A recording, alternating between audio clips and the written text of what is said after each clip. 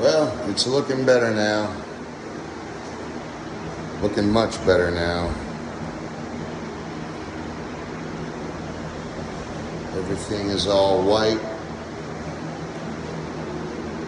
Yeah.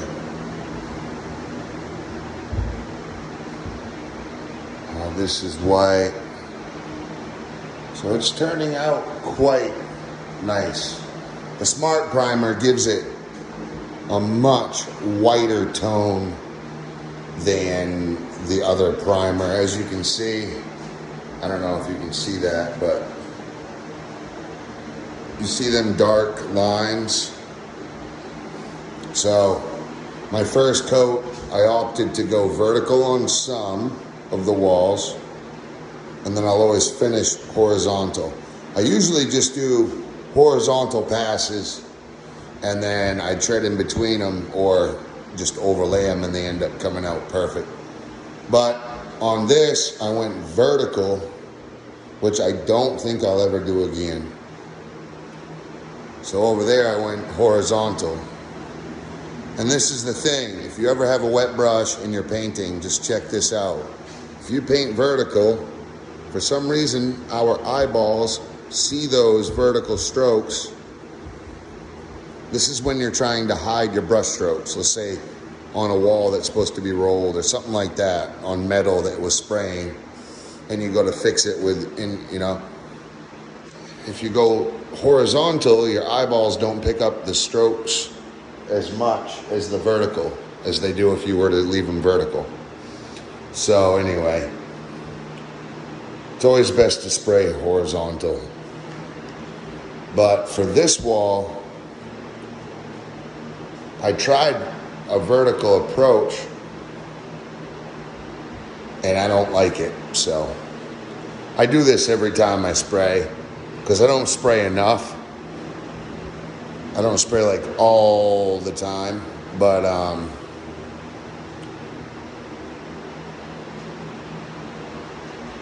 yeah, when I do spray, I end up trying this, and it never works out. But this last coat, I always go horizontal on everything. And the first coat always looks like crap. And it's still all wet too. Most of it is still wet anyway. But I lucked out.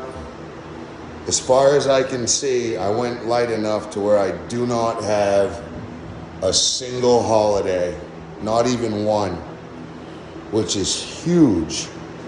I'd much rather do 3 coats like this than 1 or 2 coats that are so thick that they're holidaying everywhere, and you got all these plots you gotta scrape and sand, and it's just a mess. So think of it as powder coat, just a light coat, which will full coverage, cover the thing all the way, 100% coverage. Just don't put it on as thick, just don't put it on so thick.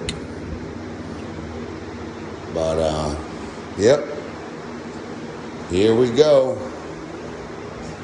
It's looking real good. This is the bathroom. Look at that. It's just perfect. Absolutely perfect. See that nice, it's almost like a matte finish. That's dry. It's not even really satin. It's more matte. But yeah, comes out nice, looks good. Covers well. It's nice and white. When it gets outside, and you look at it against other types of white houses, it does have more of a vintage white, but it's white. Inside, it always looks white, just normal white.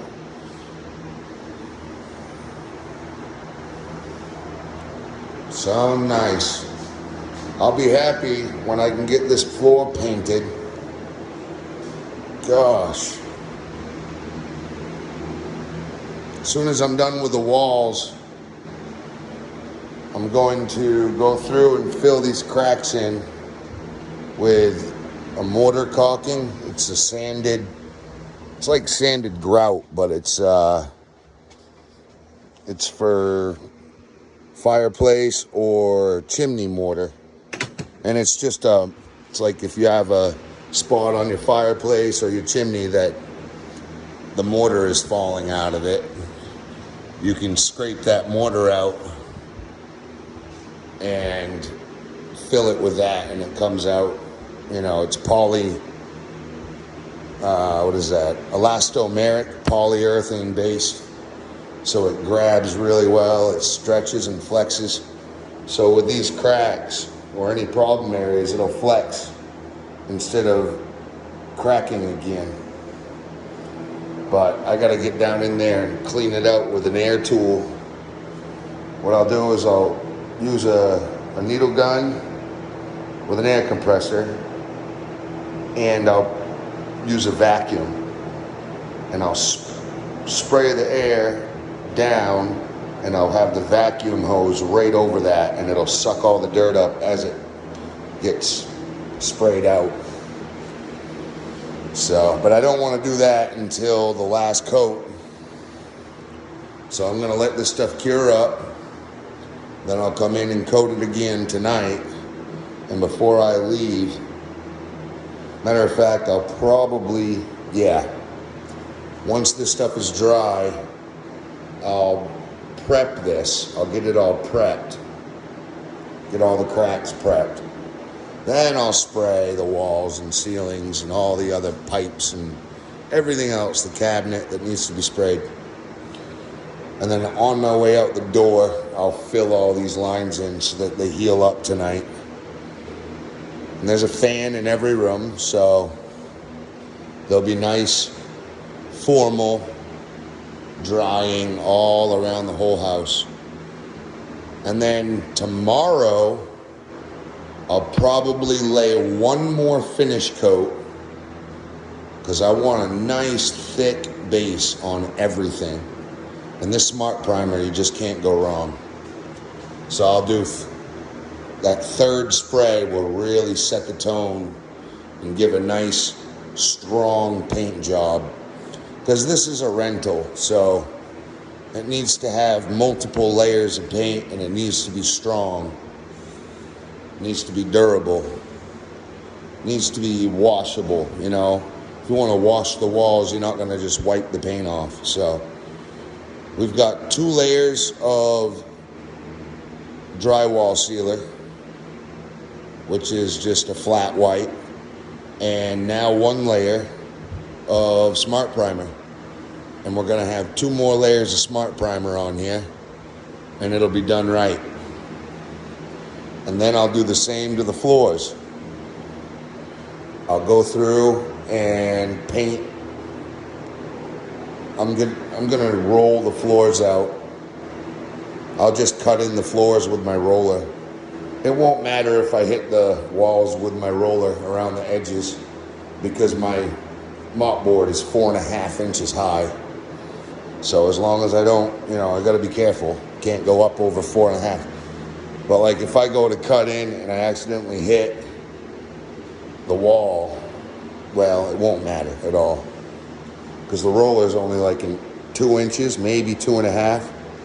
So there'll be 2 extra inches above that won't ever be seen before, after I put the mop board on. And then as soon as I got 3 coats on the floor, I'm literally good to start doing carpentry. I'll put all my trim up, put all my doors in.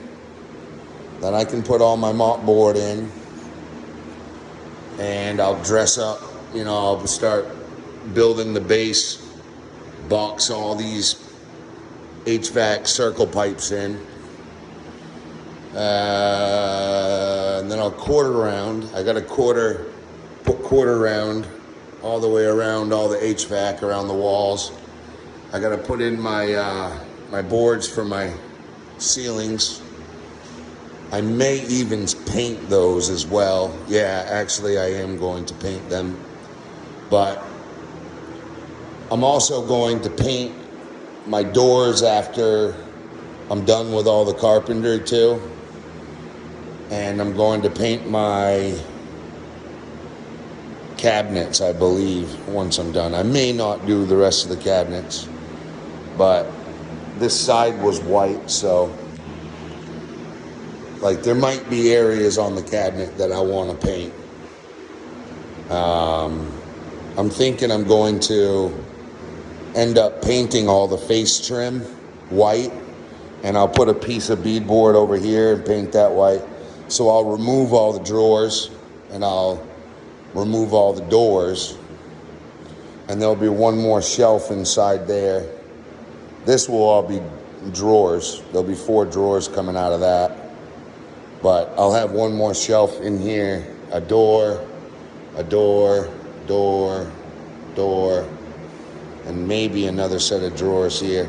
Maybe just a set of drawers here, set of drawers there, double door for my kitchen sink, and then another door. We'll see. See how it all shakes out. It'll all be custom. Then up top it'll be A-frame metal brackets with pine wood. Just literal like 2x12, 1x12 pine. Just to put, you know, spices and stuff on. And I'll probably do like a spice rack above the stove.